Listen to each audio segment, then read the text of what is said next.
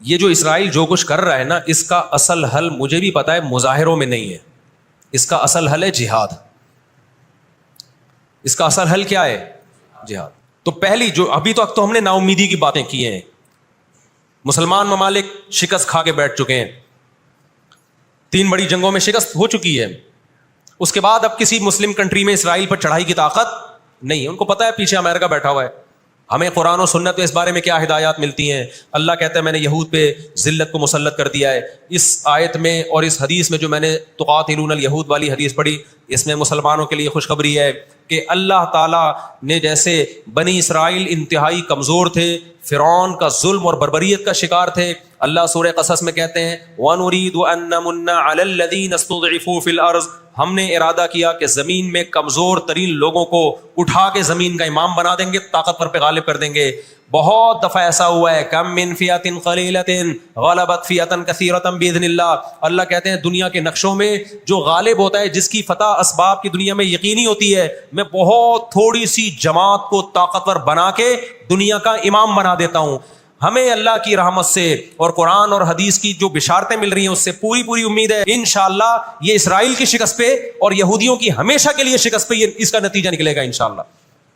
اور نبی صلی اللہ علیہ وسلم کی وہ حدیث پوری ہوگی کہ تمہاری جو بڑی جنگ ہوگی، نبی نے کیا فرمایا؟ اس امت کی ایک جماعت ہمیشہ جہاد کرتی رہے گی. لا یزال طائفۃ من امتی ظاہرین علی الحق. ہر دور میں لڑائی ہوئی ہے، جہاد ہوا ہے. آپ اس ہسٹری اٹھا کے دیکھ، کہیں نہ کہیں جہاد ہمیشہ ہوتا رہا ہے. تو آج بھی ایسا ہوگا. اور بالآخر یہ معاملات اگر بین الاقوامی دنیا نے کنٹرول نہیں کیے تو نبی صلی اللہ علیہ وسلم کی پیش گوئیاں انشاءاللہ بہت جلد پوری ہونے والی ہیں. اور یہ جو ان کو عزت ملی ہے نا، یہ اصل میں بہت بڑی ذلت کی تمہید ہے. جب کسی کی بہت بڑی بےزتی کرنی ہوتی ہے تو اس کو پہلے بہت زیادہ عزت دینی پڑتی ہے. ایران میں بہت زیادہ یہودی ہیں، پتہ ہے آپ کو؟ اسرائیل کے بعد سب سے زیادہ یہودی ایران میں ہے. لیکن انہوں نے اپنا نام ایران میں یہود نہیں رجسٹرڈ کروایا، کلیمی رجسٹرڈ کروایا ہوا ہے موسیٰ کلیم اللہ کی نسبت سے. کیوں؟ ان کو پتا ہے کہ یہود کا لفظ دنیا میں کیا بن چکا ہے؟ گالی. شرم آئے گی کسی کو بتاتے ہوئے کہ میں یہودی ہوں. اس لیے ایران میں انہوں نے اپنے آپ کو رجسٹرڈ کس نام سے کروایا ہے؟ کلیمی کہتے ہیں ان کو. میں مانتا ہوں سارے یہودی ایسے نہیں ہوتے، میں نے پہلے وضاحت کر دی، ہمیں یہودیوں سے دشمنی نہیں ہے. کیونکہ قرآن جہاں یہودیوں کی برائی بیان کرتا ہے وہاں قرآن یہ بھی کہتا ہے لیسوا سواء، سارے ایک جیسے نہیں ہیں. قرآن اعتدال سے بات کرتا ہے، سارے ایک جیسے نہیں ہیں. لیکن جتنا شر اور فساد اس قوم میں ہے، قرآن کہتا ہے کہ اتنا دنیا میں کسی اور قوم میں نہیں ہے. لَتَجِدَنَّ أَشَدَّ النَّاسِ عَدَاوَةً لِلَّذِينَ آمَنُوا الْيَهُودَ. اللہ کہتے ہیں تو مسلمانوں کا سب سے بڑا دشمن دنیا کی جتنی قومیں ہیں ان میں سب سے بڑا دشمن کس کو پاؤ گے؟ یہود کو پاؤ گے. اس کے بعد مشرکین کو پاؤ گے. اور اسلام کے سب سے زیادہ قریب تم کس کو پاؤ گے؟ نصارہ کو، عیسائیوں کو پاؤ گے. تو آپ صلی اللہ علیہ وسلم نے فرمایا کہ تقاتلون الیہود، تمہاری جنگ کس سے ہوگی؟ یہود سے ہوگی. دجال کس کا سپورٹر ہوگا؟ بولتے کیوں نہیں؟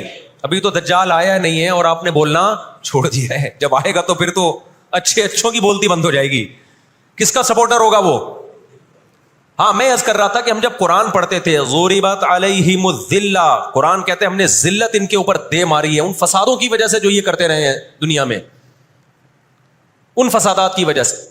ہم جب پڑھتے تھے ہم کہتے تھے اے اللہ آج تو یہودی ذلیل نہیں ہے. اسرائیل کتنا پاورفل ہے کہ گچی کس کی پکڑی ہوئی ہے اس نے؟ امریکہ کی. ہندوستان کو گچی سے پکڑا ہوا ہے. تو آج تو بڑی عزت ہے. میں نے اپنے استاد سے یہ سوال پوچھا، انہوں نے بڑا معقول جواب دیا اور یہ تفسیر کی کتابوں میں بھی لکھا ہے. دیکھیں آپ یہودیوں کی ہسٹری اٹھا کے دیکھیں نا، ہمیشہ کوئی نہ کوئی ایسا ان پر مسلط ہوا ہے جنہوں نے ان کی شرارتوں کا مزہ ان کو دنیا میں چکھایا ہے. قرآن سے بھی یہ بات ثابت ہے کہ ان کو ان کی شرارتوں کا مزہ، عذاب جو ہے وہ دنیا میں ملتا رہے گا. میں بار بار کہتا ہوں ہٹلر نے بھی ان کو عذاب دیا ہے. ہٹلر سے پہلے بھی اسلامی نہیں بلکہ دنیا کی تاریخ میں بہت سے ہٹلر گزر چکے ہیں جنہوں نے ان کی شرارتوں کی ان کو دنیا میں سزا دی ہے. ہم پھر بھی بتائیں ہم ہٹلر کے حامی نہیں ہیں جو ظلم اس نے کیا، لیکن وہ بھی ان کی شرارتوں سے بیزار تھا. قرآن کہہ رہے ہم نے ان پر ذلت کو دے مارا ہے. دنیا میں بہت دفعہ رسوا ہوئے یہ. اب کیا ہے؟ یہ آخری ذلت ہے یہودیوں کی.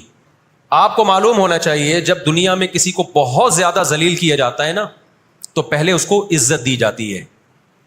کسی کے گلے میں آپ جوتوں کا ہار پہنا دو, یہ بھی ایک ذلت ہے. اور ایک طریقہ یہ 3 پیس سوٹ ٹائی میں آپ اس کو صدارت کی کرسی پہ بٹھائیں اور پھر آپ اس کو جوتوں کا ہار پہنا دیں. بتاؤ کون سی بڑی ذلت ہے؟ یہ دوسری ذلت پہلی ذلت سے بڑی ہے.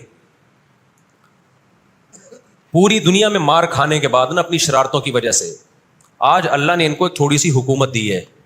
ایک چھوٹا سا کنٹری, آپ اگر اسرائیل کو نقشے میں دیکھیں گے تو کراچی بھی بڑا ہے اسرائیل سے. اتنا چھوٹا ملک, اتنا چھوٹا ملک, اور تعداد بھی بہت تھوڑی. اللہ نے انہیں کچھ وقت پنپنے دیا ہے. اللہ نے کہا ٹھیک ہے, تم دنیا تمہاری آخری شرارت دیکھ لے, اس کے بعد جو میری طرف سے تم پہ مار پڑنے والی ہے اس کے بعد قیامت تک تم دوبارہ اٹھنے کے قابل نہیں رہو گے. یہ آخری ذلت کا انتظام ہو رہا ہے یہود کا. 18ویں صدی کے شروع میں, 17ویں صدی کے اینڈ میں, سن 1900 کی بات کر رہا ہوں میں, 1901 1902 کی, اس سے بھی کچھ ٹائم پہلے یہ دنیا میں بکھرے ہوئے تھے. دنیا میں کسی کو ان سے دشمنی نہیں, لیکن دنیا میں جہاں بھی گئے کبھی ایسا نہیں ہوا کہ انہوں نے سازشیں ترک نہ کی ہوں. ہٹلر جو تھا نا دوسری جنگ عظیم میں تو جرمنی گیا ہوں نا, میں نے وہ قبرستان بھی دکھایا تھا یہودیوں کا. ہٹلر نے یہودیوں پہ بہت زیادہ ظلم کیا, جو بالکل غلط کیا. ہم اس ظلم کو کبھی بھی حوصلہ افزائی نہیں کرتے, دیگوں میں اٹھا اٹھا کے زندہ ڈال دیا کرتا تھا. ہم اس عمل میں ہٹلر کی بالکل بھی حوصلہ افزائی نہیں کرتے, اس عمل کو اپریشیٹ نہیں کرتے. لیکن اس نے ایک تاریخی الفاظ کہے تھے, اسے پتا تھا دنیا مجھے برا کہے گی بعد میں کہ لاکھوں یہودی مار دیے میں نے. اس نے کہا میں چاہتا تھا سب کو قتل کر دیتا, ایک بھی زندہ نہ چھوڑتا, لیکن کچھ میں زندہ چھوڑ کے جا رہا ہوں تاکہ دنیا جب مجھے یاد کرے گی نا کہ یہودی ظالم تھا تو دنیا کو پتا چلے گا کہ میں نے ان کو قتل کیوں کیا. کچھ چھوڑ کے جا رہا ہوں, یہ چین سے نہیں بیٹھیں گے, دیکھنا کرتے کیا ہیں یہ. آج ہٹلر زندہ ہوتا, ہٹلر اگر آج زندہ ہوتا, دنیا کہتی کہ تو بندہ ٹھیک نہیں تھا لیکن بات ٹھیک کر کے گیا ہے. ان کے اندر 2 بیماریاں, ایک حسد کہ فلاں کو نعمت کیوں مل رہی ہے, اور ایک دنیا سے محبت. قرآن کہتا ہے یود احدہم لو یعمر الف سنہ, ان میں سے ہر شخص چاہتا ہے کہ کم سے کم اس کی عمر کتنی ہونی چاہیے, 1000 سال. اور مسلمان دنیا سے محبت نہیں کرتا. تو آپ بتاؤ, 2 ایسی قوموں کا مقابلہ ہو کہ ایک زندہ رہنے کے لیے لڑ رہی ہو اور ایک موت کے لیے لڑ رہی ہو, تو فتح کس کو ملے گی؟ جو موت کے لیے لڑتا ہے. اب بھی دنیا کو اگر ہوش نہیں آتا اور کفر کی حقیقت سمجھ میں نہیں آتی ہے, ہمارے لبرل اور سیکولر طبقے کو جو صبح و شام ان کے گن گاتے ہیں, تو پھر آپ کو اس کا اللہ کے سامنے حساب دینا پڑے گا. جہاں مسلمان کا خون بہے گا دنیا منہ پہ ٹیپ لگا لیتی ہے.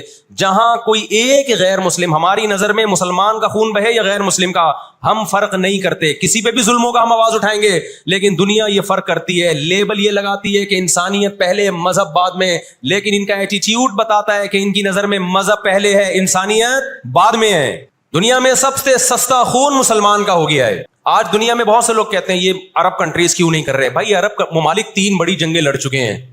یہ جو لوگ الزام لگاتے ہیں نا کہ عرب چپ کر کے بیٹھے ہوئے ہیں, مصر کیوں نہیں کر رہا. مصر کی سرحد ملتی ہے اسرائیل سے, شام کی سرحد ملتی ہے, اردن اور لبنان کی سرحد ملتی ہے. یہ سارے ملک 3 بڑی جنگیں لڑ چکے ہیں اسرائیل کے خلاف, لیکن فتح کس کو ہوئی ہے؟ اسرائیل کو. کیوں؟ اس کے پیچھے کون تھا؟ اس کے پیچھے امریکہ تھا. تو آپ اپنے ملکوں کو برا بلا کہہ کے اس سے کچھ بھی حاصل ہونے والا نہیں ہے, اس سے ان کا وجود بھی ختم ہو جائے گا. 3 بڑی جنگیں ہو چکی ہیں, تمام عرب کنٹریز مل کے اسرائیل پہ حملہ کرتے ہیں, لیکن اس کے نتیجے میں نقصان کیا ہوا؟ یونائٹڈ نیشن نے جو لکیر کھینچی تھی نا یہودیوں کے لیے, یہودی اس لکیر کو کراس کر کے آگے بڑھ گیا, اور 80% فلسطین پہ یہودی نے قبضہ کر لیا. اور یہ غزہ کی پٹی جو آج ہے اور جس کو ویسٹ بینک کہا جاتا ہے, اس غزہ کی پٹی پہ مصر کا قبضہ ہو گیا,